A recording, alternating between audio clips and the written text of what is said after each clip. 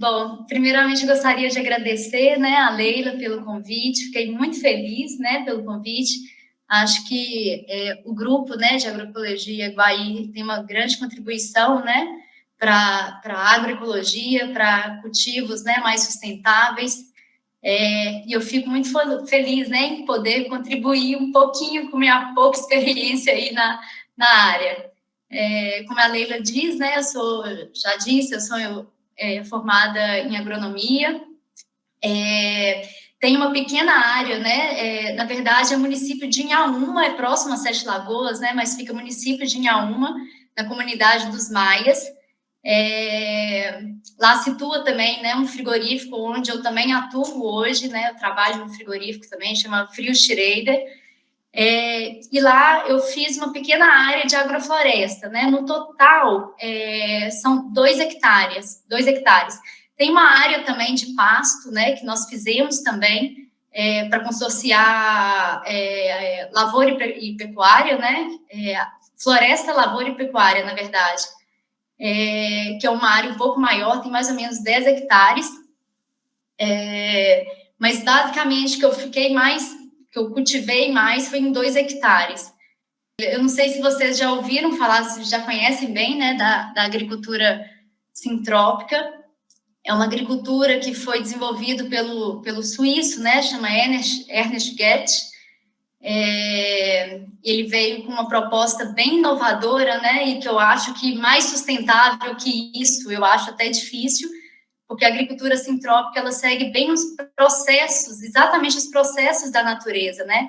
É uma agricultura basicamente baseada em processos e não em insumos externos. Então, a gente usa o mínimo possível de insumos externos.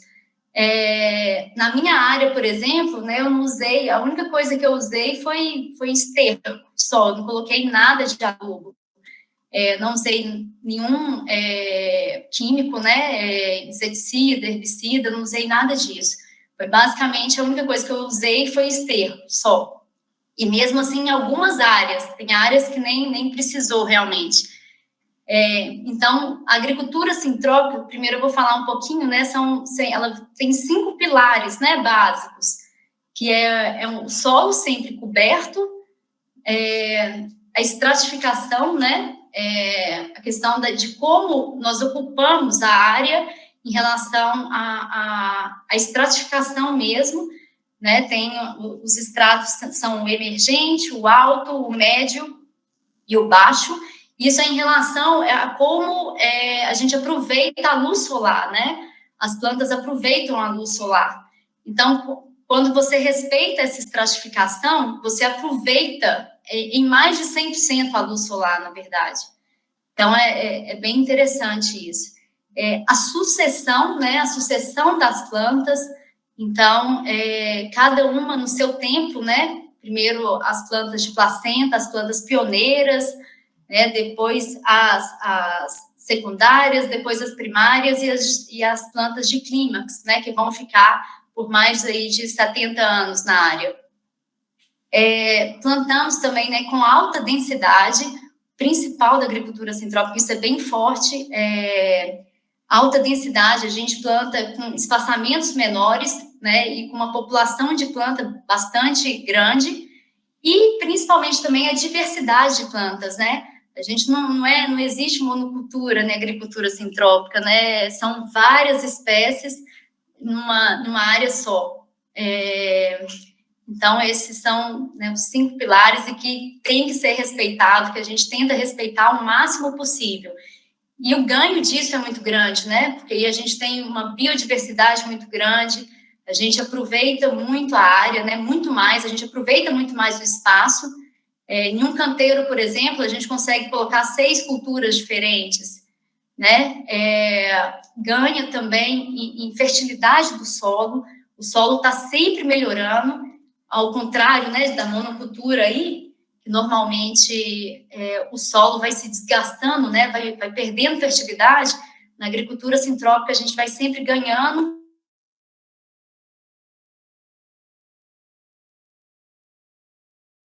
Aproveitamento da água, né, um dos grandes benefícios também. o solo está sempre coberto, né? A gente retém mais umidade, aproveita melhor a água. Microclima, né? Assim, a minha pequena lá é impressionante. Às vezes é um calor danado, você entra lá, aquele clima ameno, estável, gostoso, né? É notável isso, a mudança no microclima. Então, eu acho que só tem realmente benefícios. Tem alguns desafios, né, que eu acho que todo tipo de agricultura tem, mas eu realmente só vejo benefícios. Você quer mostrar, Leila? Eu queria mostrar no início, né, como que é feita essa implantação, compartilhar. Então, eu tô passando as fotos. Tá. E aí, não sei se você quer que eu volte do início ou se você vai falando aí, né? Porque ela tem só 100 fotos, gente, só 100. Só 100. Então, estou preocupada com o tempo. Já que ela preparou essas 100 fotos, eu estou passando elas aqui, tá? Se você precisar que eu pare, você vai falando. Tá. Quem tiver alguma pergunta, tá, gente? Por favor, pode ir perguntando, eu vou respondendo. Eu até prefiro, assim, que seja mais interativo, né? Então, aí, gente, nessa foto, por exemplo, aí tá mostrando, né, como que é a diversidade, né? Lá na minha área, eu fiz da seguinte forma: o canteiro, né, são espaçados 5 metros, 1 metro um do outro. Entre as linhas de frutas e árvores, são 5 metros. Então, a gente sempre faz. Leila, tem uma foto que só tem canteiros. Você pode ir nela? Bem no início, está todo. Isso, essa, a outra. Isso, essa tá boa, a anterior. Essa. Então, aí dá para ver, gente, olha só, tá vendo? É nítido aí a linha de frutas, né? E entre as linhas de frutas, eu tenho de 3 a 4 canteiros. Depende do desenho, né? Que eu quis desenvolver para determinar esse espaçamento. Então, normalmente, eu faço uma linha de frutas e 3 linhas no meio com hortaliças, e depois outra linha de frutas. Frutas mais árvores, né? Então, na linha de frutas, eu coloco frutíferas, plantas que sejam arbóreas, né? Que sejam adubadeiras, e frutas que eu quero explorar comercialmente. Então, é bem interessante. Dá para ver que a densidade é bem alta, né? É bem alta. Nessa foto aí, por exemplo, na linha de frutas, eu tenho banana, eu tenho limão, eu tenho abacate. E aí, eu também tenho espécies que eu utilizo para fazer adubação, né? Para poda e gerar matéria orgânica para o sistema. Então, eu tenho acácia manjo e eu tenho cedro. Então, a gente sempre tem que pensar, quando a gente faz um desenho, né, um desenho agroflorestal, você sempre tem que pensar na cultura que você tem interesse, nas culturas de maior interesse, como cultura comercial mesmo, para comercializar, mas também nós temos que pensar nas plantas que vão gerar matéria orgânica para o sistema, porque o nosso adubo, na verdade, como a gente não usa o adubo externo, o nosso adubo é a matéria orgânica. Né? Então, a gente está sempre fazendo podas, está sempre fazendo capina seletiva para sempre gerar matéria orgânica para o sistema. E aí vai, né, essa matéria orgânica, ela vai mineralizar e vai gerar fertilidade, né, para o sistema, para o solo. E no meio são sempre hortaliças, né, que a gente cultiva, pelo menos no início, né? Hoje eu tenho capim, né, que gera matéria orgânica para as áreas de frutas, e tem um pouquinho de café também, eu coloquei agora no meio. Mas no início, como hortaliças precisa de mais luminosidade, né, normalmente é possível, é bem interessante colocar hortaliças no meio. Aí é uma foto, né, de hortaliças, tá vendo? No mesmo canteiro, nessa aí não tá dando para ver muito bem, mas eu tenho alface, eu tenho feijão, tem brócolis, Eu tenho, não está dando para ver, mas normalmente eu coloco guandu nas laterais, né? O guandu é uma leguminosa que fixa nitrogênio, né? Melhora a fertilidade do solo, e também depois eu podo esse guandu para gerar matéria orgânica para o sistema. Aí outra foto, né, mostrando bem a diversidade. Aí tá dando para ver, né, a linha de frutas aí, a banana ali, que estava implantando ainda. Isso é bem no início, né, Sara? É bem no início. Para o pessoal ter a ideia cronológica, não é isso? Isso aí é bem no início, né, bem no inicinho mesmo, no primeiro ano. Hoje no meu sistema lá tá com 5 anos. Então, as árvores já estão bem grandes, né? Eu já tenho produção de banana, de limão, o café está começando a dar agora também, mas eu aproveitei, né? Eu cultivei hortaliças pelo menos durante 3 anos, né? No meio.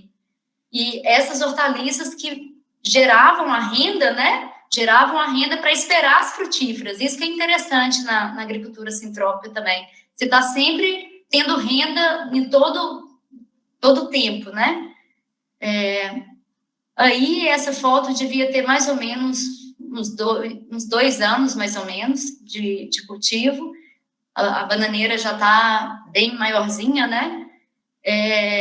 E o solo é impressionante, gente. O solo, cada vez que eu vou lá, você vê a melhoria do solo. Essa foto aí é na área de pasto lá, onde a gente fez, né? A gente fez as linhas de árvores, aí nós colocamos aí mogno e eucalipto, e no meio pasto, né? E aí o capim, a gente ia roçando o capim, gerando matéria orgânica aí para a linha de árvores. Então foi um consórcio bem interessante. Aí já é uma vista mais ampliada, né? Aí é uma capineira que a gente tinha, e lá embaixo que é a área da agrofloresta, né? Pode ir passando. Aí é bem no início, gente, para mostrar, olha só, a cobertura do solo, né? Gente, o solo tem que estar sempre bem coberto, a gente coloca pelo menos uns 20 centímetros, mais ou menos, de palhada, e tem que estar sempre, né, mantendo isso. Por isso que é muito interessante a gente ter uma área de capim em volta, né, para a gente estar podando e levando para lá. Ou então, 20 centímetros de altura? Mais ou menos isso, Leila. De 15 a 20 centímetros que a gente tentava. Seu áudio está desligado, Leila. Nossa, porque a gente está tentando montar, começando a montar, né, na UFRJ, a gente achou que 6 centímetros de altura estava bom, não. É porque aí abaixa muito rápido, mineraliza muito rápido, né, e você acaba não tendo durante o tempo todo. Então, quanto mais, melhor. Quanto mais, melhor. A gente gosta de uma área. Isso aí é só para mostrar como que eu comercializava, né, eu vendia as hortaliças e foi muito bacana, teve uma aceitação muito boa, eu fazia cestas para entregar em casa, e a gente tinha um comércio também, que a gente vendia lá nesse comércio. Eu fazia também, tem até uma foto, não sei se está aí, eu fazia saladas, né, saladas prontas para vender, também era muito bem aceito, colocava em academias, que gerava uma renda bem legal aí. Aí a outra foto, né, do sistema mais no início também. Essa aí também é muito importante falar também, na hora de planejar, né, na hora de planejar o canteiro, você ter um tempo que você ia renovar esse canteiro. Então, eu fazia canteiros, por exemplo, que eu ia renovar com 60 dias, com 45 dias, com 120 dias. Então, sempre não colocando, por exemplo, no mesmo canteiro, uma espécie que eu ia demorar muito para renovar. Então, era mais ou menos sempre respeitando um ciclo mais curto para eu renovar esse canteiro. Mas é claro que aí tinha linhas de frutas, né, que eram linhas fixas, que eu aproveitava também. Nessas linhas de frutas, eu plantava alface, plantava milho, plantava outras espécies para aproveitar ali o espaço. Enquanto as frutas iam crescendo, eu poderia ir aproveitando o espaço que permitia ali do lado delas. Pode passar, Leila, vamos ver se tem outras fotos. Aí, esse outro canteiro, isso era a área antes, gente. Isso é uma área, como que era a área antes, né? Depois ela tá... Isso aí é no início, né? Quando... gradiando, né?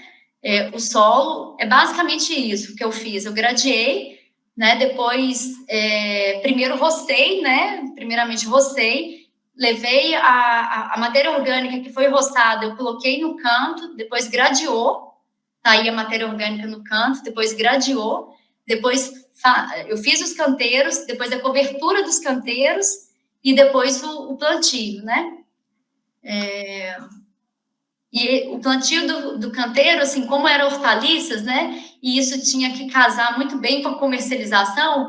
Então, por exemplo, numa semana eu fazia 3 canteiros, na próxima eu fazia mais 3, e assim por diante. Eu não fiz todos os canteiros de uma vez. Aí, só mostrando, né, o preparo do solo primeiro. Aí mostrando, né, por exemplo, nesse canteiro aí eu tenho alface, eu tenho tomate, eu tenho milho, eu tenho brócolis, então é bem biodiverso mesmo, né, bem biodiverso. E isso é muito interessante porque, assim, a Leila pode falar melhor, bem melhor do que eu, né, que ela tem, né, é mestre nessa área, doutora nessa área, né, a incidência de doenças é impressionante, assim, o quanto que diminui por causa da biodiversidade. É claro que eu tinha doenças, mas a incidência era bem menor e não prejudicava, né, todas as culturas. Então, a incidência é bem menor, tanto de pragas como de doenças. Eu não tive nenhuma doença assim, em si que prejudicou, né, todas as culturas. Então, isso é bem interessante. Então, aí mais uma foto. Detalhe, sem aplicar nada. Sem aplicar nada. Nada. Exatamente. Então, é bem interessante para quem comercializa, por exemplo, eu que comercializava cestas, né, de hortaliças, eu tinha várias culturas para oferecer, né? Eu tinha milho, eu tinha quiabo, eu tinha alface, eu tinha tomate, eu tinha mandioca, né? Depois eu tinha banana, tenho limão. Então, você tem uma diversidade muito grande para oferecer. É bem interessante. Aí consorciando aí, né? Mandioca com beterraba, aí tinha alface e, se não me engano, tinha brócolis também. E é impressionante como que as culturas, elas se ajudam, né? Uma beneficia uma a outra. Então, sem prejudicar. Então, você aproveita muito mais o espaço, você tem uma produção muito maior, né? E usando menos insumos. Eu acho que isso é fantástico. Se a gente conseguisse fazer isso em larga escala, né? Se as pessoas conseguissem fazer isso em larga escala, é realmente fantástico. E eu acho que a agricultura sintrópica está caminhando para isso, né? Para larga escala. Eu acho que falta maquinário, mas eu acho que a gente tá nesse caminho, né? Se Deus quiser, a gente vai conseguir chegar lá. O Ernest, eu acho que ele está trabalhando muito em cima disso, né, de desenvolvimento de maquinários para grandes áreas.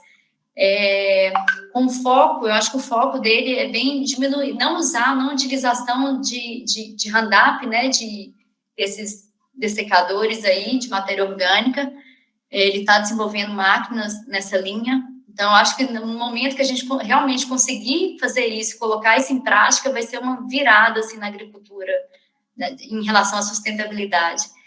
Essa aí é minha filha, né? Ela me ajudava lá, ensinava, ia para a horta comigo, e é muito gratificante isso, né? Entrava e pegava tomate, comia, né? Assim, não tem veneno, não tem nada. Isso que me dá ainda, né? Brilho nos olhos. Eu acho muito bacana. Sara, só uma pergunta. Você falou que não faz nenhum tipo de uso de nenhum insumo agrícola, assim, né, químico. Isso. Você não é certificada orgânica ainda, não, né? Não. Eu não, na verdade, eu não busquei a certificação orgânica, né? quando eu comercializava, eu não via necessidade disso, porque, graças a Deus, assim, as pessoas confiavam que eu falava que era orgânico e elas acreditavam, né? Mas é claro que a minha comercialização era pequena, não era, né, para muitas pessoas, então eu não tinha esse problema. Mas eu acho que é muito importante buscar, né, a certificação orgânica. Essas são uma das saladas que a gente fazia para vender. Era legal porque agregava valor, né? A gente conseguia ter uma rentabilidade melhor.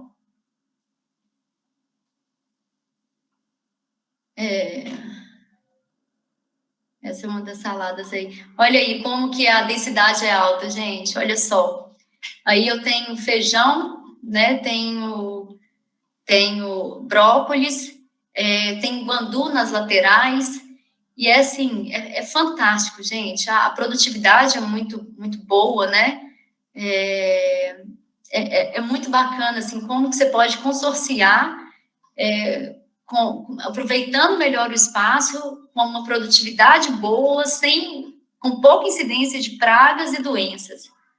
Isso aí é onde, quando eu colocava em academias, né, as saladas prontas, e essa aí é uma foto geral da área. Então, a gente aproveitava bem o espaço, tá vendo? Ali não tem uma densidade, se você puder voltar, Leila, é essa. Tá vendo? O milho aí era só mais para aproveitar o espaço, eu colocava ele a cada metro. Não prejudicava, aí já é no final, né? Não prejudicava muito as outras culturas, e eu aproveitava o espaço e tinha mais uma, né? Mais uma opção para vender.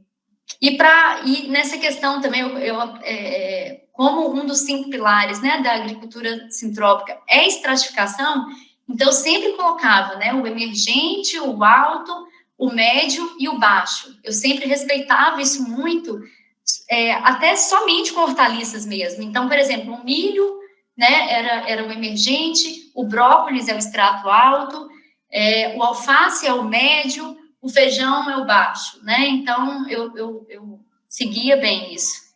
Outra foto aí, né? Utilizando o milho no meio. Sara, pode abrir para o pessoal perguntar aqui rapidinho? Claro. Cristiane, pode falar. Sara, é um encantamento mesmo, né? Eu queria, ali na região de Inhaúma, que está próxima a Sete Lagoas, o bioma é cerrado, mas também tem mata atlântica? Não, é cerrado. Cerrado mesmo. Tem informações florestais ali, muito bonitas nas suas fotos ali. Então, achei muito lindo também o entorno preservado, né? Isso, lá, a fazenda é uma área pequena, né? A fazenda não é grande, ela tem em torno de 90 hectares. Então, ela tem 80% de área de preservação ambiental, assim, de mata, né, nativa. A gente desmatou muito pouco mesmo. A gente tem um cuidado muito grande com isso, né? As nascentes, nós cercamos as nascentes, recuperamos, né, algumas. Então, é incrível o que a natureza responde quando você cuida um pouquinho, né? Realmente, dá para ver isso nitidamente nas suas fotos. Maravilha. E, assim, espécies de cerrado, você pensa em consorciar também no SAF? Então, eu tenho o ipê, né? Se não me engano, o ipê é uma espécie do cerrado, não é ou não? Eu tenho lá agora, nas linhas do meio, onde eu já tirei as hortaliças, né? Então, eu plantei mais mogno e plantei bastante ipê também. Então, é uma espécie aí que, né, eu coloquei.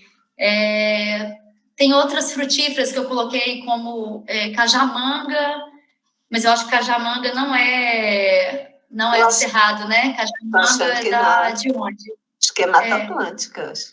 É Mata Atlântica, Cajá? Eu não sei, eu não sou especialista, não. Se o professor Alfine, que foi seu professor, tivesse aqui, ele ia nos ajudar, né? Pode perguntar para ele. Isso.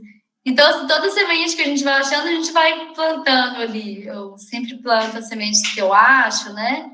Tem sempre espaço para mais uma. Parece que a Silmara quer perguntar, Silmara? Sim. Boa noite a todos. Muito legal, Sara, ver esse sistema aí.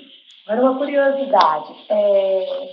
Quando você se refere à parte das hortaliças, você disse que fazia. Hoje você não mexe mais com o sistema ou continua? Porque eu fiquei meio perdida, se continua ou não. Isso é uma pergunta. A outra seria o seguinte, você teria, assim, uma sugestão para fazer um arranjo desse, onde já tem parreiras de uvas no sistema de espaldeira? Que aqui no município a gente tem 2 áreas, né, de 2 produtores diferentes, que a gente gostaria de trabalhar muito nesse sistema, sabe? A primeira pergunta, Silmara, se eu continuo, né? É o seguinte, com as hortaliças, eu já não continuo mais. Isso foi porque foi devido eu tive filhos, né? Então, ficou um pouco difícil. Eu moro na cidade, então, para eu ficar indo e voltando, as hortaliças é muito dinâmica, você tem que estar presente todos os dias. Então, ficou um pouco difícil para mim, devido à localização da fazenda. Em torno de meia hora, mais ou menos, para ir, com filho pequeno ficou um pouco difícil. Então, hoje eu não trabalho mais com as hortaliças, mas eu foquei em frutíferas, né? Frutíferas e espécies madeireiras, principalmente mogno e cedro. Então, hoje eu comercializo frutíferas. Então, as hortaliças não mais. E no meio, onde era hortaliças, eu plantei capim para gerar matéria orgânica para as linhas e também plantei um pouco de café. E quanto à sua segunda pergunta, eu não entendi muito bem, está um pouco baixo. Você perguntou, você tem uma área que tem uva e qual que é o consórcio que pode... que eu sugeriria para consorciar, seria isso? Sim, na verdade, essa área são de produtores aqui do município, né? Como eu trabalho na Emater, então a gente sempre faz orientações nesse sentido. Então, o que eu perguntei foi isso, qual seria um arranjo, né, que você sugeriria para trabalhar nessa área com uva? Com uva. Depende muito. Eu não trabalhei, nunca fiz nenhum arranjo com uva. Nós não plantamos uva, né, na nossa área. Mas eu acredito, se tem um espaçamento, né, entre as linhas e que tenha bastante, né, que tenha luminosidade, dá para trabalhar com muita coisa, dá para trabalhar com hortaliças, dá para trabalhar com, não sei, com abóbora, com feijão, né, até com milho, eu não sei, mas tem que ver quanto à mecanização, né? Teria que ver realmente como que está a área, qual estágio que a uva está, né, também, se está implantando agora, se já tem mais tempo, se já está mais sombreado. Então, realmente tem que ver a área. Eu não tenho um consórcio, assim, já pronto na cabeça, assim, para te falar. Mas eu acredito que tem muitas possibilidades, viu, Silmara? Tem algum material que eu poderia buscar para... Tem sim, tem vários. Eu posso passar, Leila, eu posso passar para você por WhatsApp e depois você disponibiliza? Sim. Eu aproveito para pedir o pessoal para preencher a lista de contatos, na lista de presença, né? Que o Lucas compartilhou aí no CVT Guaí, porque com os contatos a gente consegue encaminhar por e-mail para vocês. Entendeu? Certo, eu até já recebo, Leila, por e-mail, então já estaria... É bom para você saber que você estava nessa reunião, entendeu? Sim, ok. Combinado? Combinado. Aí é bom, porque aí a gente manda para quem está aqui, né? Ô, Sara, nós estamos com o Caio aqui também. A Ana Lúcia quer perguntar? Então, vou deixar a Ana Lúcia perguntar, depois eu vou compartilhar a apresentação do Caio. Tá? Porque o Caio vai também contar a história dele, né? Okay? Beleza. Ana Lúcia, é com você. O áudio está desligado, Ana Lúcia. Ok, agora foi. Só para contribuir com o colega que perguntou sobre o consórcio entre a uva. Eu tenho uma experiência aqui que é bacana, que deu certo, então, só para contribuir mesmo. Nós estamos fazendo um arranjo que deu sucesso, né? Inclusive, a experiência com uva, né, que eu implantei, o consórcio com a cratilha, né? Então, faz umas linhas de cratilha, porque nós estamos falando que a gente precisa de matéria orgânica. Então, ela fornece, né, um volume bacana de folhas, né, galhos, que a gente vai cortando. Depois, numa oportunidade, eu posso até mostrar para vocês como que eu faço lá, que fica bem legal. Então, são as linhas, entre as uvas, são linhas também, com 3 pés consecutivos de cratilha. Então, aí quando chega um porte, aí sempre faz o corte, né, e vai alimentando, então, essa área. Essa é uma experiência que a gente tem feito aqui, que tem sido, nós temos sido bem sucedidos. Olha que bacana. As Três Marias aqui. E aí, então, ela tem a função de gerar matéria orgânica para a uva? Sim, qualquer planta, né? Dentro do sistema agrofloresta, a gente já está trabalhando isso há aproximadamente uns 5 anos, a gente já tem outras experiências com a cratilha, trabalhando uma experiência com o Walter, né, da Embrapa, e que a gente está tendo esse retorno agora, né, já uma área totalmente degradada que a gente plantou, e vem trabalhando somente com a cratilha, tendo resultado excelente, não só com a uva, com banana, goiaba, e está sendo essa nossa sustentação dentro da agrofloresta. Nossa, muito legal. E ela é uma cultura que exige pouca fertilidade, Ana Lúcia? Pouquíssima, é plantada numa área totalmente degradada, né? Sem nada, como diz você, sem nada de química, só, né, natural mesmo, com as chuvas de época, e tem dado um resultado para nós surpreendente, né? Tem dado, assim, realmente, essa semana mesmo, quando eu percorri essas áreas lá, pensei, meu Deus do céu, tá tendo que andar de bota, porque tá afundando tanta folha, né? Então, é o que a gente precisa, né? Então, uma orientação. Em outro momento, eu posso compartilhar com vocês como que era a área antes, como que está hoje, tá? Como que a gente está avançando aí. Ô, Jorge, a cratilha chama cratilha argentea. Se vocês olharem no YouTube, no nosso canal, tem 2 lives sobre a cratilha, tá? Que é o Walter,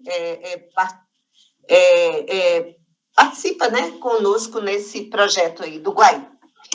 Ô, Sara, nós vamos continuar conversando, hein? Tá bom. Vamos chamar o Caio. O Caio, se você puder se apresentar, se auto-apresentar. O Caio, eu não conheço ele pessoalmente, mas no dia 4 de junho, espero que a gente vá lá te visitar, né, Caio? E ele é agrofloresteiro também, biólogo, e parece que vocês se conhecem, né, Caio? Sim. O Caio, a área do Caio é linda lá. Estou até devendo uma visita lá para ele. Ele vai me dar umas aulas aí na apicultura, que eu estou doida para colocar abelha lá no sistema. E o Caio é mestre aí na apicultura, produz mel também, né, Caio? A área dele é muito bacana, gente, muito bacana. Boa noite aí, todo mundo. Eu ainda não conheci lá a área da Sara, né, ela que já veio aqui, eu não tive a oportunidade, mas pelas fotos aí vi que é bem legal, tenho vontade de ir lá também visitar. Vamos lá, Caio, vamos sim. Beleza. Eu até enviei aí para a Leila, para compartilhar as fotos, porque eu imaginei... Desculpe, você pode contar um pouquinho quem é você para nós, né? Porque a gente claro. não se conhece pessoalmente, e o pessoal deve estar curioso também, né? Eu sou o Caio, né? Eu sou biólogo de formação, e já há uns 5 anos eu migrei para a área de agrofloresta, né? Eu dei aula um tempinho e depois tive essa iniciativa de mudar para o campo e iniciei nesse projeto, numa área pequenininha, plantando, depois de ter feito um primeiro curso de agrofloresta e trabalhando ali no início, focando em hortaliças, né? Eu acho que a Sara falou muito bem aí desse início que todo mundo costuma ter, né? A hortaliça, ela ensina muito também pelo tempo dela. A gente consegue ver a resposta do sistema muito rapidamente e também ela dá um retorno mais rápido para a gente conseguir viabilizar a implantação do sistema, né? Então, fui também na ideia de fazer entregas, de fazer cestas, de fazer feira, consegui fazer mais entregas por encomenda, aqui na cidade, que eu estou em Cordisburgo, né? E também em Pedro Leopoldo, que é a cidade de onde eu venho. Então, toda semana, no início, eu ia para comercializar também. E eu estava vendo aqui na apresentação também, enquadro como agricultor familiar, numa escala pequenininha, né? A gente, desde o princípio, eu busquei o apoio aqui da Emater no município também, que me ajudou muito, o Glauco. Ele é muito aberto, tem muita vontade de trabalhar com sistemas orgânicos, com agroecologia e com agrofloresta. E assim, a gente foi aprendendo juntos, ele foi me orientando a construir a escala de produção para viabilizar problemas que aconteciam eventualmente. Mas é interessante, eu nunca tinha trabalhado com agricultura diretamente antes. Então, tudo era um aprendizado, né? Desde saber o ponto de colher até o tempo de cada planta desenvolver, e aí a gente vem com a ideia de trabalhar com a agrofloresta com uma densidade muito alta e acaba tendo muita informação para absorver, né? A gente trabalhando com dezenas de plantas ali ao mesmo tempo. E a área que foi escolhida, né, ela era assim, estava uma área que tinha sido de cultura há um tempo. Caio, você me indica quando tiver que mudar, combinado? Tá, beleza. Uhum. E essa área tinha sido de cultura há um tempo, estava parada, né, uma área exposta e cerrado. Aqui em Cordisburgo é bem cerrado também. E a área de solo de cerrado exposto é complicado, né? E ali embaixo, à direita, tem uma mata com um córrego que passa ali. Então, só para situar mais ou menos a situação que a gente tinha. Aí pode passar, Leila, que aí vou tentar fazer um histórico mais ou menos da área para a gente ir acompanhando e depois a gente poder ir conversando sobre isso. Isso aí é para ilustrar, né, o início do preparo da área. A gente constava, aqui na cidade tem trator de aluguel e só com grade grande. É um problema assim, de ter a opção de implemento, né, que para agrofloresta, às vezes, não é o ideal a gente fazer revirar o solo tanto. Mas, enfim, é a situação que a gente tinha. Pode passar. Então, o preparo, o que a gente usou, só para já explicar, na área, foi o calcário no início. O solo estava com acidez alta, com alumínio tóxico, nível de alumínio. Então, a gente foi recomendado o uso de calcário, mas a gente usou só na primeira vez, né? A gente não reaplicou em momento algum ao longo desses anos. Então, foi nesse início para acelerar os processos mesmo, né? Para a gente ter uma resposta mais rápida, usamos o calcário, usamos esterco, que aqui no sítio meu pai trabalha com pecuária de leite, então tem esterco disponível. Usamos também pó de carvão, e um pouco do iorim. Então, fizemos aí, nessa imagem, tá o calcário. Aí, na próxima, tem já o preparo. Ei, Caio, dos canteiros. O iorim é porque é fonte de fósforo, né? Isso, fonte de fósforo. Exatamente. O pó do carvão, Eu já vi várias explicações, assim. Eu usei ele para, na ideia de o solo aqui é muito argiloso, na ideia de mudar um pouco esse aspecto, de mais matéria orgânica direta no solo, mais carbono, e também de reter água nos grãos. Foi o que me orientaram, assim. E ele também, porque dizem que a fonte dele de potássio é pequena, né? Então, mais carbono. Mas aí eu achei que foi legal, foi um resultado legal. Eu usei. Aí a área já sendo preparada.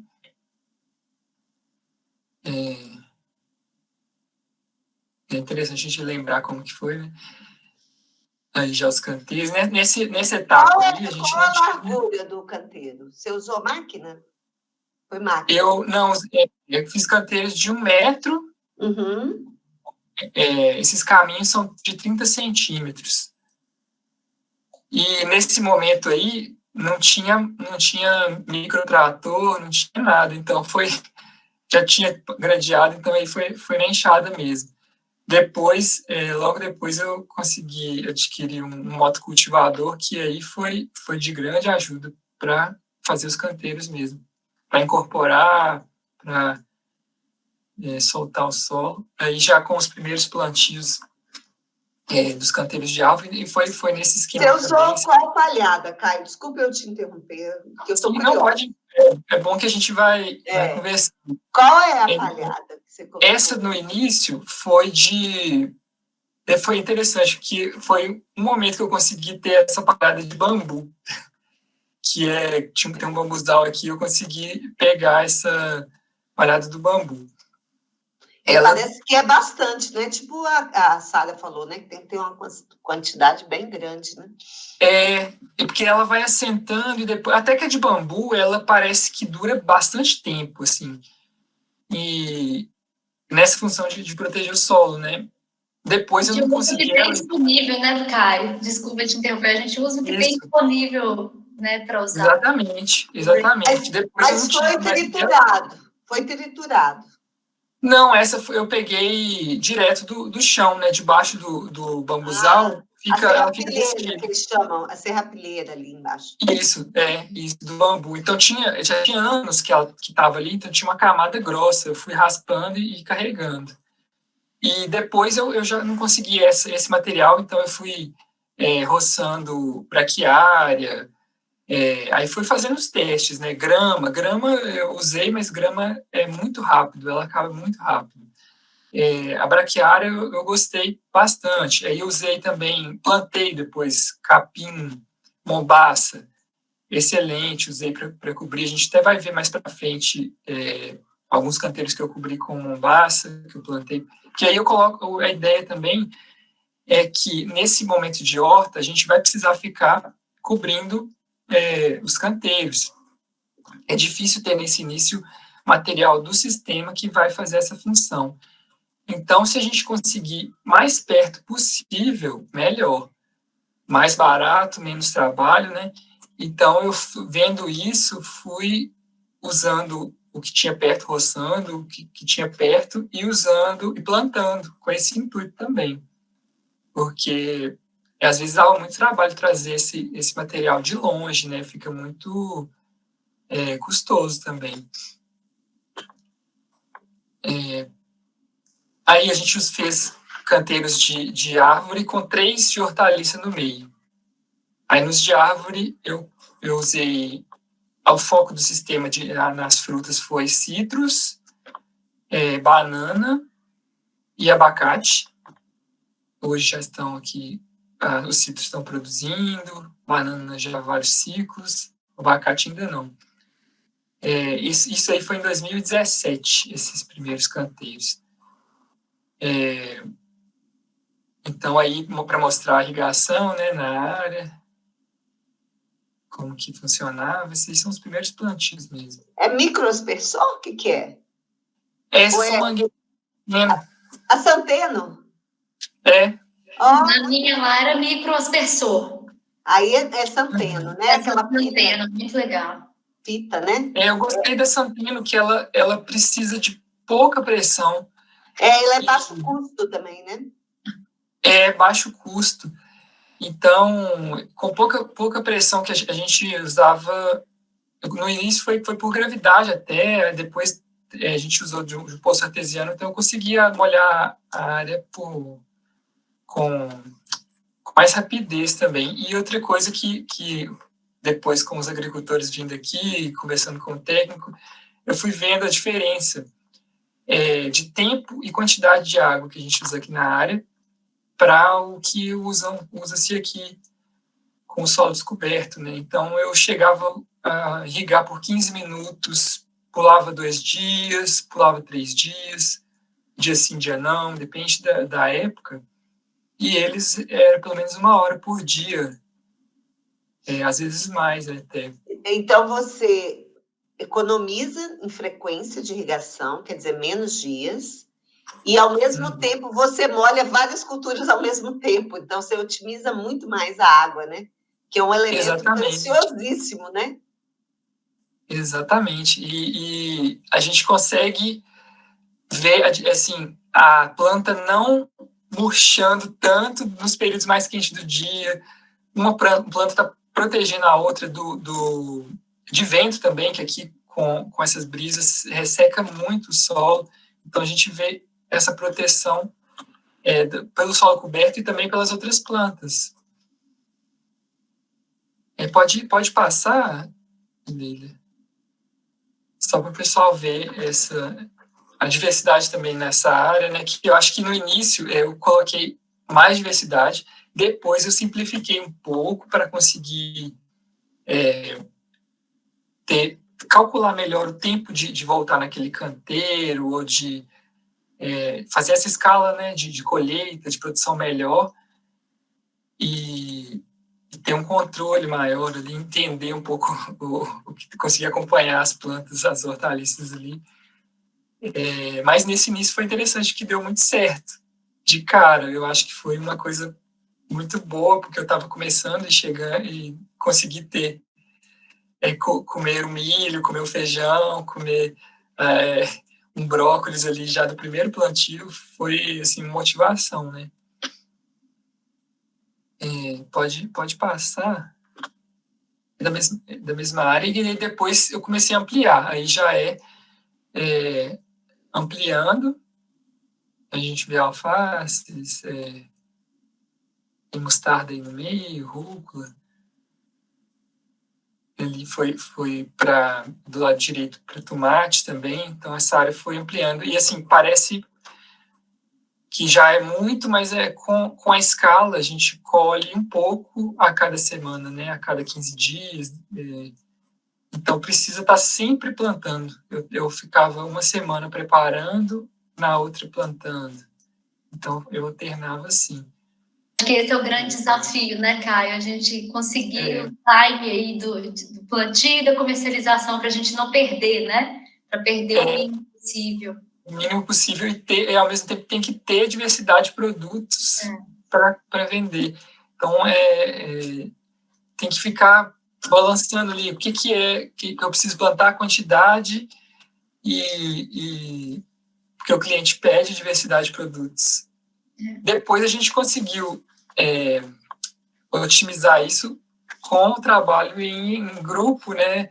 Aqui, quando estava eu, aí estava a Tatiana e a Carol e o Eider lá de Curvelo, a gente começou a trocar produtos, que os 3 tinham agrofloresta, os 3 comercializavam, e às vezes tinham produtos diferentes, a gente começou a trocar produtos, aí foi também uma coisa boa para isso, porque trabalhar isolado às vezes é bem mais complicado, né? Aí na área para mostrar também que o manejo ele exige, né, constante. Então, vem o período de chuva, a gente tem que conhecer para não desesperar, entender o que está acontecendo, entender a importância das plantas espontâneas também, que tem sua função, entender os momentos, porque a agrofloresta, cada semana do ano que você for vai estar diferente, E o quanto a gente consegue fazer também, porque não adianta a gente querer fazer uma área muito grande e não dar conta de cuidar, de manejar. Então, é difícil quantificar isso, medir isso.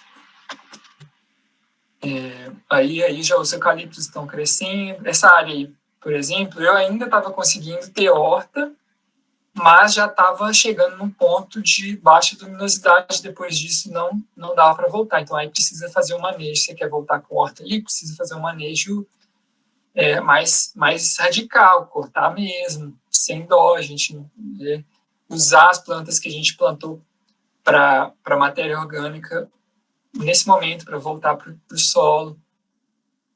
As bananeiras também têm essa função, não são só para colher banana. Às vezes você vai deixar de colher um cacho para abrir luz, para você plantar uma horta. Então, são esse o olhar que a gente vai ter que treinar, né? Aí, para ilustrar um pouco os produtos que a gente entregava, a gente fez uma banquinha também um tempo lá em Pedro Leopoldo, levando os produtos. São várias as tentativas, né, de acertar nisso, mas não é fácil, não é simples. É sempre um desafio muito grande essa parte de comercialização. Eu acho assim, fazer todas as etapas é uma coisa que é muito difícil. Eu acho que assim, eu chego a dizer que não funciona bem. A gente precisa de Você produz a muda? Não, a muda não. A muda eu conseguia comprar. A maioria, né? Então, pelo menos isso. Mas aí preparo de solo, aí vai o plantio, cuida, colhe, entrega. Então, eu acho assim, se a gente tivesse, não sei, um grupo que fizesse a entrega, a gente tenta buscar isso, mas é complicado. A distância, né, Caio? A distância fica difícil. Eu acho que tem que ser mais perto, talvez. Porque, nossa, é um desafio mesmo. Você plantar, você colher, você comercializar, você atender o cliente, você entregar. Nossa, é muito difícil. E assim, muda, a gente tem que ficar buscando cliente, divulgando produto. Aí você colhe, não vende. Aí depois você vai vender, falta. Então, é bem complicado essa parte mesmo. Aí, para mostrar também, já com alguns manejos feitos, a entrada de luz, porque aí a gente foi trabalhando com horta por algum tempo, né? Hoje em dia já não tenho mais horta. Aí a visita de escola daqui de Codesburgo, os meninos vieram para ver, entender como é que é. Tem de agricultores também, que fizeram visita. A gente foi em uma unidade demonstrativa do projeto da Anater, de unidade sustentável, e hoje a gente do Programa Rural Sustentável também. Hoje somos unidade demonstrativa. Aí também, nessa área mais antiga, ali com os cortes apicais dos eucaliptos. Hoje, o pessoal que for visitar com a Leila vai ver um cenário bem diferente. A gente fez supressão dos eucaliptos recentemente, quer dizer, já a segunda, né? A gente já cortou esses aí no pé, já cresceram de novo, a gente já cortou de novo. E tá diferente já. E a gente não está trabalhando com a horta também. Então, pode passar. E eu falei do Mombaça. O Mombaça, aí, ó. Eu cortei ele ali no fundo, não dá para ver, não. Mas depois dos canteiros ali é uma área com capim plantado. Corto ali, pico na roçadeira mesmo e carregava no balaio e já cobria os canteiros. Depois de preparar, né? Mas essa área aí eu comecei a ter experiência com sombra, e aí a horta não foi bem, aí coisas que às vezes a gente deixa passar e aprende com a experiência, né? A banana ótimo, saudável, na meia sombra ali, mas a horta não tem como, a horta gosta do sol pleno daquele início ali, ela vai muito melhor, né? Pode passar? A gente tem umas imagens aéreas, até o Glauco aqui, que fez o técnico da Emater, dá para ver a área nossa ali, a agrofloresta, o entorno está parecendo como a área era antes, né? E dá para ver a vegetação, isso aí na época de seca. E com irrigação ou não, hoje sem irrigação a gente também tem um cenário mais ou menos assim, tem uma resiliência, né? Eu acho que o sistema tem uma resiliência muito interessante, que eu não irriguei no ano passado inteiro, e até hoje eu não irriguei, né? Teve período de chuva, mas continuei, as bananeiras continuaram produzindo, menos, mas continuaram produzindo, então tem uma resiliência. Os citros também sobreviveram bem, então o sistema se protege, né? Também tive essa mesma experiência, viu, Caio, de não irrigar também. Tem mais ou menos 2 anos que eu não irrigo e, assim, a bananeira, é claro, é o que você falou, na época de chuva ela produz mais, depois ela produz menos, mas o limão produzindo muito, assim, mesmo sem irrigação, fiquei impressionada. O meu também tá assim, o limão, aí agora os outros citros estão vindo. Eu sei que com alguns problemas do manejo que eu tive, que aí depois que a gente começa a perceber que eu tive um atraso no início da produção dos citros. A mexerica e a laranja, esse ano, que vai ser talvez o primeiro ano de maior produção. Já é o 5º ano depois do plantio, né? Então, mas isso com manejo, foco, eu estava focado mais nas hortaliças, não tem como a gente focar em tudo. Depois das hortaliças, aí eu começo a observar mais os citros mesmo, né? E aí é uma foto do momento no meio do ciclo de produção ainda, né? Aí tem o mel, a gente migrou, eu comecei a focar na produção de mel.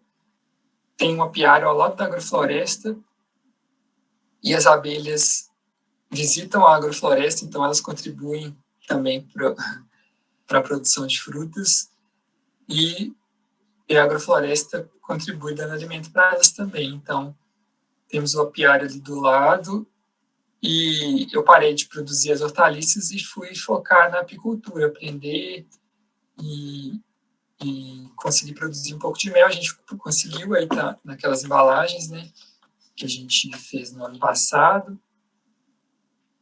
E a experiência, eu acho que é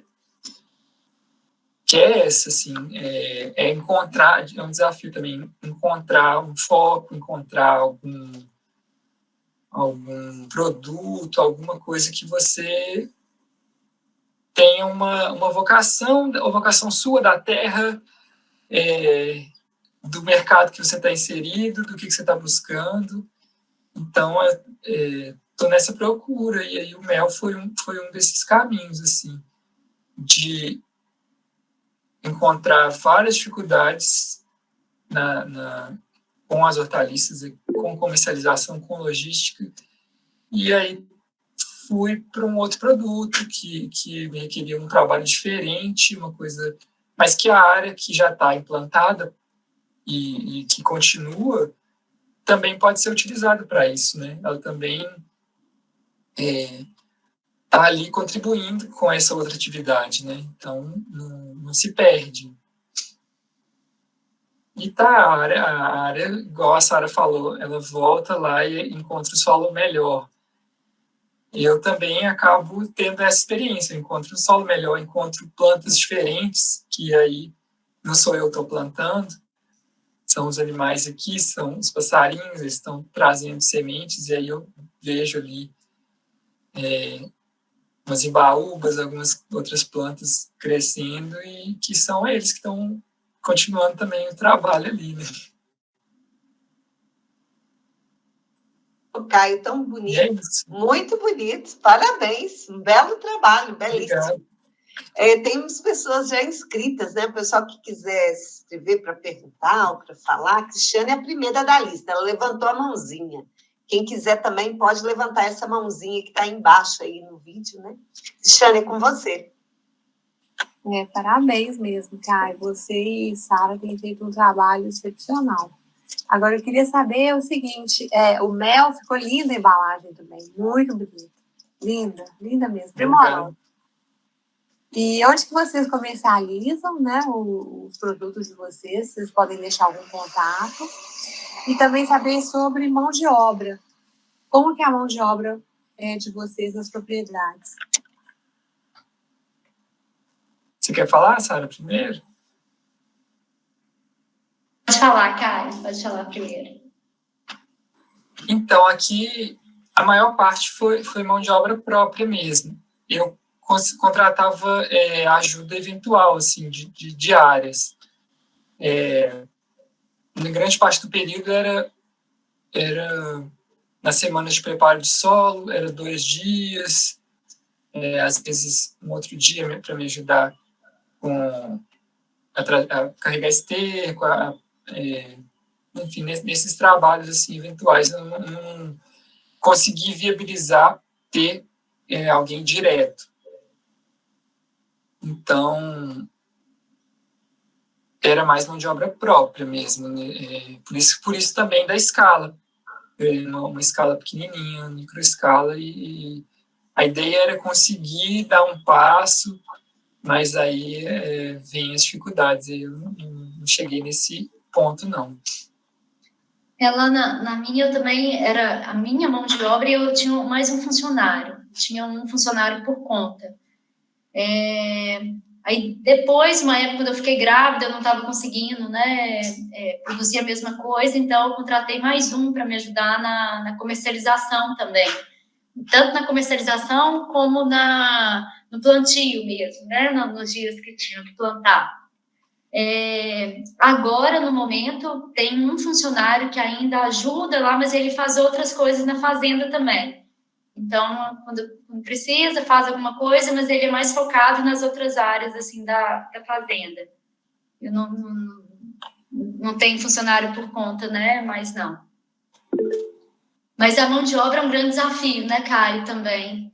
Porque, assim, até para treinar mesmo, né? Porque é uma mudança mesmo de comportamento, né? Bem diferente, assim, do que o pessoal normalmente está acostumado.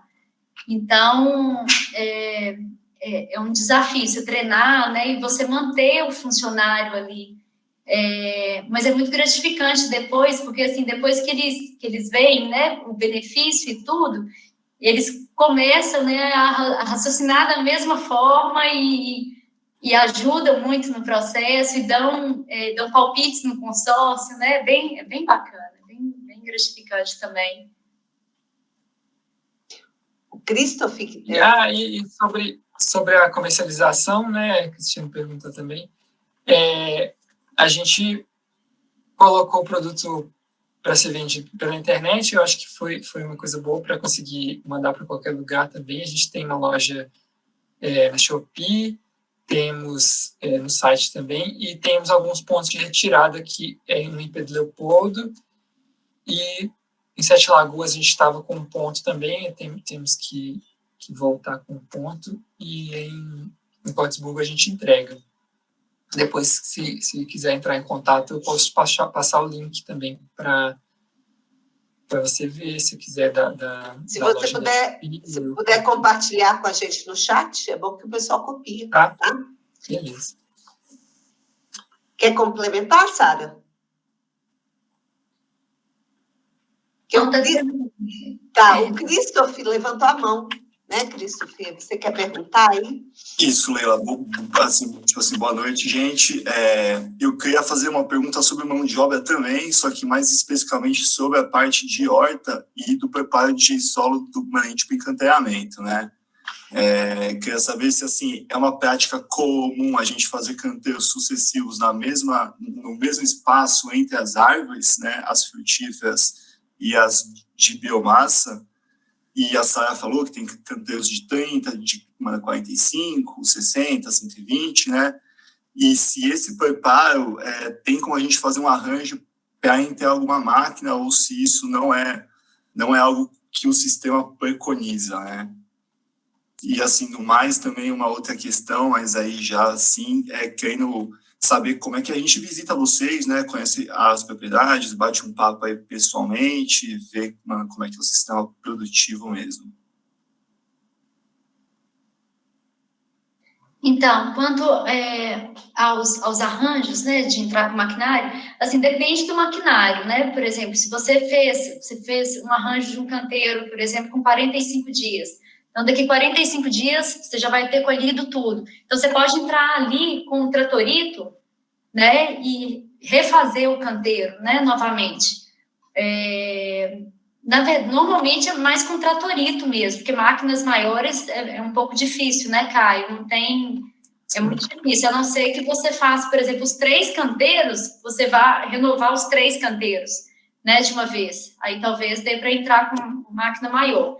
Mas o tratorito eu acho que é o mais recomendado, assim, para agrofloresta, por ser menor, né? Você conseguir trabalhar em um canteiro só. Ele é bem... Eu vejo, assim, também que eu conseguia fazer o retorno nas áreas anualmente. Eu fiz uma quantidade de setores em que eu trabalhava durante o ano e aí voltava no outro ano. Então, eu conseguia fazer esse ciclo. Que aí eu acho que dava para colocar plantas ali de ciclo mais longo também, e aí fazer esse planejamento. Menos intenso, um pouco. Eu usava o motocultivador por ser mais leve também, por ser mais barato, mais viável, mas também por ser mais superficial. Eu acho que também... E ainda assim, hoje eu já acho que revolvia demais. Eu acho que nem precisava, né? Assim, à medida que você fosse renovando o canteiro, chega uma hora que o solo está tão fofo que não precisa, sabe? É só repor matéria orgânica mesmo, fazer as covas e plantar de novo. Chega uma hora que não precisa nem revolver mesmo o solo. Eu acho que já fica fácil. Sara, eu acho que eu tenho uma foto do solo seu que a gente pegava assim, era incrível o negócio, realmente não precisa de renovar, ele é muito friável, né? Muito né? Uma estrutura, sabe? A questão muito boa mesmo. Essa é a matéria orgânica faz, né? Eu vejo um pessoal fazendo plantio direto de hortaliças, acho fantástico também. Então, eu acho que quando eu revolvia, eu acabava desfazendo ali o trabalho dos micro-organismos, atrapalhando mesmo e tendo que começar tudo de novo. Então, aí eu vinha com esterco, com tudo ali, quando eu podia estar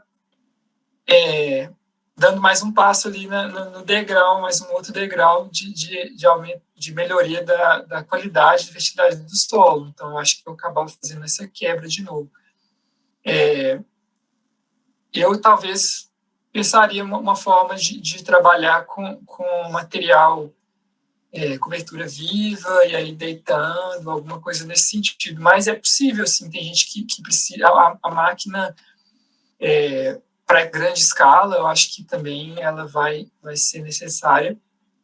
Tem outros formatos, eu já fiz área aqui com o dobro de espaçamento entre as linhas de árvore, então talvez para trabalhar com máquina seria mais tranquilo, para trabalhar com algumas outras culturas, com pecuária, eu vejo gente fazendo isso também. Então, tem vários outros formatos que viabilizam, sim, esse tipo de trabalho. Deixa eu só perguntar, vocês nunca usaram adubação verde nessa ideia do Christoph, né? Em vez de eu preparar o solo, usar uma planta, né, de adubação verde, depois vir com uma roçadeira, alguma coisa desse tipo, entendeu? Que aí você também não está mexendo no solo, né? Eu não cheguei a plantar, eu até tive isso, pensei nisso depois, eu já não estava de usar mix de plantas, de fazer algo nesse sentido. Mas eu usava mesmo as plantas espontâneas, em algumas vezes, assim, elas já estavam ali, eu roçava elas, usava elas mesmo para cobrir o solo. Mas aí eu acho que dá para potencializar isso, né, com adubação verde. Eu acho que são plantas muitas vezes pouco lignizadas, então elas não duram para cobrir o solo, então também não tem a mesma função do nitrogênio que eu poderia ter. Eu usava muito na lateral, né, dos canteiros, eu usava muito essa prática de plantar adubação verde do lado, assim, então eu usava muito guandu, feijão de porco, e eram plantas que você pode estar sempre podando, né, que elas recuperam muito rápido. Gente, desculpa o barulho, meu filho está chegando aqui. Então, é isso. Mas numa área total, assim, eu não cheguei a usar adubação verde, não. Mas eu acho que tem muita gente que usa, né, Leila? Fazendo isso. Né? Não, é porque a gente está querendo montar um experimento na universidade nessa ideia, né? Fazer tipos de adubos verdes para não ter que roçar e trazer de fora, entendeu? Você usar já nos canteiros, fazer tipo, talvez como o Caio falou aí, um mix, né? Plantar e depois roçar entre leguminosas, fabácea, tudo misturado assim, talvez uma muvuca, né? Que eles chamam, ou mesmo plantar adubação, um feijão de porco, uma coisa assim. Mas no futuro a gente deve fazer algum experimento nisso. O Ernest fala muito isso, né? De não trazer de fora, você ter na própria, dentro mesmo, né? Do sistema, você tem que gerar matéria orgânica ali dentro. Eu vejo o pessoal da EPAGRE lá fazendo sistema de plantio direto de hortaliças com rolo-faca, alguns implementos pequenos com aqueles tratoritozinhos que já vão cortando a palhada, deitando, cortando e deixando preparado para plantar. Então, eu acho que eu não sei se não roçar, se fazer essa quebra, se o Ernest apoia isso, não sei, mas eu tenho visto isso com interesse, assim, eu acho bem legal esse tipo de coisa que eles estão fazendo lá, que aí a cada ano só vão fazendo mais isso, e vão vendo o resultado acumulando. O Jorge Venturim, ele falou que aqui no Incapé, no Espírito Santo, em Venda Nova, do Migrante, há uma grande mestra em adubação verde. Eu já estive visitando lá esse local, né, a Venda Nova do Imigrante, eles têm uma unidade experimental só de produção orgânica de hortaliças. É um trabalho muito, muito legal. Eu já estive pessoalmente aí nesse local. Super recomendo a visita. Aí o Christopher perguntou, né, como visita vocês, né, Christopher? No dia 4 de junho, nós vamos lá, Christopher, com o pessoal da universidade, pretendemos visitar o Caio. A Sara vai ficar mais para frente, né, Sara? Mas alguma data a gente deve visitar. Tá? Pode mandar o convite. Tá bom, Leila. Vai ser um prazer ver vocês aí, gente. Vai ser bom, tá? Mais alguém quer perguntar alguma coisa? Falar? A Silmara. Vamos lá, Silmara, lá de Catas Altas, direto de Catas Altas. Leila, é o seguinte, não tem até muito a ver, né, com o trabalho que o pessoal apresentou, né, muito bacana. Mas eu estou querendo o contato do Walter, que agora eu quero que ela tire para tentar aqui no meio da uva. Tá? Então, eu estou querendo o contato dele. E a outra pergunta é o seguinte, aqui a gente já tem um produtor até jovem que já faz um pouquinho nesse sistema. Se ele quiser participar, né, acompanhar, igual a gente tem feito aqui quinzenalmente e tal, pode ser convidado? Claro que pode, é público. Ok. Não, eu vou ver com ele, então, com o William, se ele não tem interesse em estar participando, porque ele já faz um pouco, sabe, entrega no PNAE aqui com a mãe, então é um trabalho interessante também. Aí eu vou passar para ele, então, para ver se nas próximas ele participa. Sim, vai ser uma alegria. Que bom, então. Vamos crescer esse grupo aí. Isso. Caio e Sara. Não sei se mais alguém quer perguntar. Agora eu quero perguntar, mas acho que a gente já vai encerrando quase, que já são quase 9 da noite, né? E o pessoal tem que colocar as crianças na cama, né, Sara? Dormir. Eu queria que vocês falassem uma palavra final, assim, por que vocês chegaram aqui? Por que vocês viraram agrofloresteiro, né? Vocês aí, por que vocês decidiram trilhar um caminho muito diferente aí, que agora todo mundo está querendo saber o que é o SAF, né? Os sistemas agroflorestais imitando a natureza. É com vocês aí, por que vocês chegaram aqui? Uma palavra final aí para a turma aí, para incentivar o pessoal também trilhar um caminho bonito igual esse de vocês. Na verdade, no curso, né, de agronomia, assim, foi eu nunca acreditei muito nessa agricultura de monocultura, né? Nunca fez muito sentido para mim. O que fazia sentido para mim é realmente como a natureza funciona, né? E você trabalhar dessa forma, sem usar muitos insumos, porque parece que fica muito fácil, né? É só colocar adubo ali, quando vem uma praga, você mata, né, com químicos. Só que, e a qualidade, né, do que você está entregando? E o que as pessoas estão comendo? Né? O que a gente está comendo? Na verdade, a gente nem sabe o que a gente come, porque tanta coisa, né, que os agricultores usam, né, para ter grandes produtividades e tudo, e que eu acho que é um preço muito alto, né? Eu acho que a gente tem que buscar isso. Eu acho que todo agricultor tem que buscar isso. Ele tem que comer o que ele vende, ele tem que comer o que ele produz, né? E alguns eu acho que nem comem o que produzem, porque sabem o tanto de químico que tem ali. Então é isso que me motivou. Quando eu conheci a agricultura sintrópica, foi pela uma reportagem que saiu na Veja sobre o Ernest. E aí quando eu vi, eu me encantei, assim. Eu falei, gente, isso é tudo que eu sempre sonhei, e a pessoa conseguiu desenvolver um sistema, né, que você consegue trabalhar junto com a natureza, e sem agredir a natureza, né, tendo um produto final maravilhoso, uma boa produtividade. Então, foi isso que me motivou. Muito lindo. Eu acho que é comum ter esse encantamento com a agrofloresta, né? Eu também, estava estudando biologia e estudando ali ecologia e funcionamento, tentando entender o funcionamento da natureza. Quando eu tive contato com uma possibilidade de produzir em conjunto com a natureza, não tentando subjugá-la ou controlar, mas promovendo a saúde do ambiente, a saúde das pessoas, do planeta, assim, para mim foi algo que fez total sentido. E aí eu acho que uma coisa que veio na hora foi a possibilidade de viver dessa forma. E aí,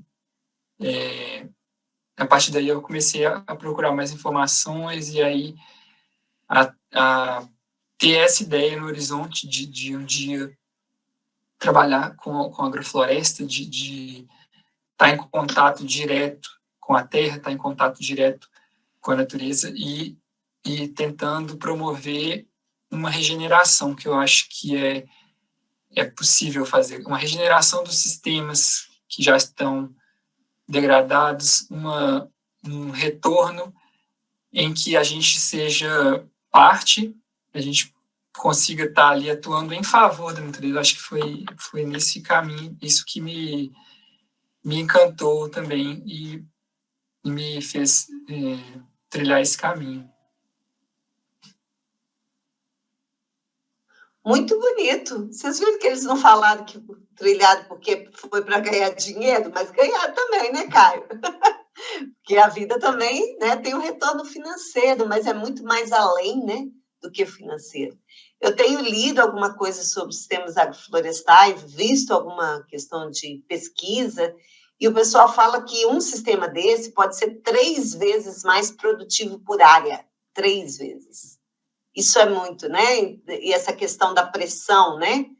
Sobre as áreas de mata, nós precisamos preservar as matas, né? Então, se uma coisa Se um novo sistema de cultivo, que ele é 3 vezes mais produtivo, que mesmo que você trabalhe intensamente, como vocês trabalharam, né? Mas vocês estão produzindo 3 vezes mais numa mesma área e preservando, e não utilizando, né, agrotóxicos, agroquímicos, sem esse custo. Nada. Gente, eu visitei a Sara, não tinha doença, eu estava tentando encontrar uma doença, não tinha, as plantas saudáveis, né, produtivas, nem uma cigatocazinha amarela na bananeira, tá? O Luiz Eduardo quer perguntar, Luiz? Eu queria só fazer um comentário.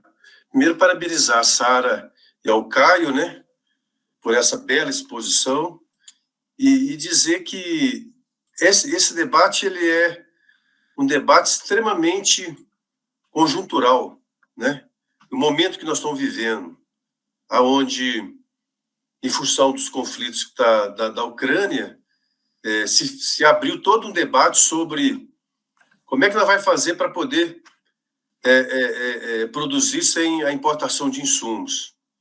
E aí essa discussão que vocês trazem é uma discussão de suma importância, porque não é uma questão apenas de substituir insumos, que é importante, vamos dizer assim, num processo de transição, mas é uma demonstração de que nós podemos, sim, desenvolver uma agricultura sem ser nos padrões, nos pacotes da agricultura convencional, com a importação de insumos transgênicos, venenos e agroquímicos, que é possível. E essa discussão parece que aflorou ainda mais, já era uma tendência, né, de discutir, aflorou mais com essa discussão. Então, eu acho que é um momento que a gente tem que aproveitar para realmente mostrar essas realidades que vocês estão mostrando e mostrá-las que elas são, inclusive, realidades com respaldo tanto do conhecimento popular como da ciência da academia, que tem demonstrado que é possível, sim, fazer uma agricultura fora dos padrões convencionais, né? Então, nós agradecemos, né, mais uma vez, essa atividade que vocês estão desenvolvendo, porque ela, neste momento conjuntural, assume uma importância muito grande. Parabéns para vocês. Parabéns ao Grupo Agroecologia Guaí, mais uma vez, né? Cumprindo uma função importante aí em defesa da agroecologia e dos orgânicos. Leila? Muito obrigada, Luiz Eduardo. Muito obrigada, Luiz. Então, a palavra final, que vocês estão de parabéns, vocês estão fazendo uma agricultura produtiva, não impactante, menos impactante possível, porque qualquer agricultura tem um impacto, e bonita. É bonita demais, não é? Não é uma paisagem monótona, ela é muito bonita, ela é biodiversa, ela tem criatividade, ela tem tudo de bom que a gente quer ao mundo, assim, né? Fraterno, né? O pé de mexerica com o de banana, com o de abacate, ali parecendo que é uma bagunça, mas Deus abençoe essa bagunça, né? Uma bagunça produtiva e bonita, né? E os alimentos, a gente fica doido para provar, né? Isso aí. Muito obrigada. A palavra final para vocês aí, para a gente encerrar, para todos aí, uma boa noite a todos e todas. Caio e Sara, a palavra final é com vocês. Agradeço muito, né, mais uma vez, pelo convite. Estou muito feliz de estar aqui compartilhando um pouquinho da experiência, né? E incentivo, né, a todo mundo que quiser começar. Eu acho muito bacana. Basta começar, porque eu acho que é uma cachaça, né? Depois você começa, você quer sempre, está sempre ali pensando qual consórcio que você vai fazer. É bem bacana.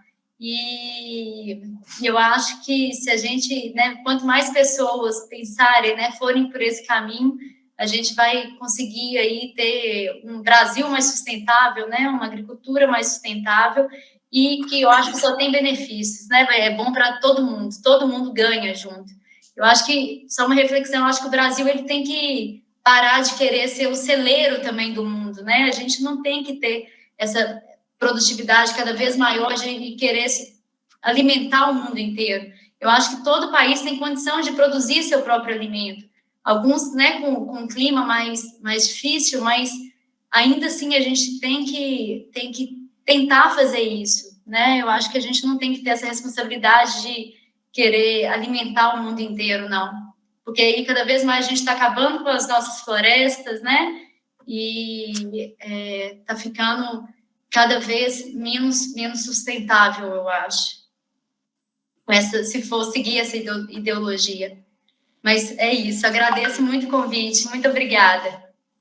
Nós que agradecemos. Caio. Eu agradeço também todo mundo. Foi uma oportunidade interessante de poder relembrar esses primeiros passos, esse início, muita coisa que foi vivida nesse tempo aí, e esse momento deu a chance de lembrar isso. E queria também destacar essa questão de olharem para a agroecologia como uma questão central e todos os debates que ela faz, das questões fundiárias, da agricultura camponesa e da sustentabilidade em todos os âmbitos, e eu acho que deve ser olhado de uma forma central no momento que a gente vive, que a gente olha em torno, como as coisas estão, como que a agricultura tem funcionado e quais são as possibilidades que a gente tem para poder enxergar as boas experiências com seus êxitos e seus erros, e que a gente precisa de mais gente aí para construir junto essa realidade, porque a gente precisa de um estar apoiando o outro e de um estar aprendendo com as experiências do outro, que eu acho que vai ser um caminho melhor, né?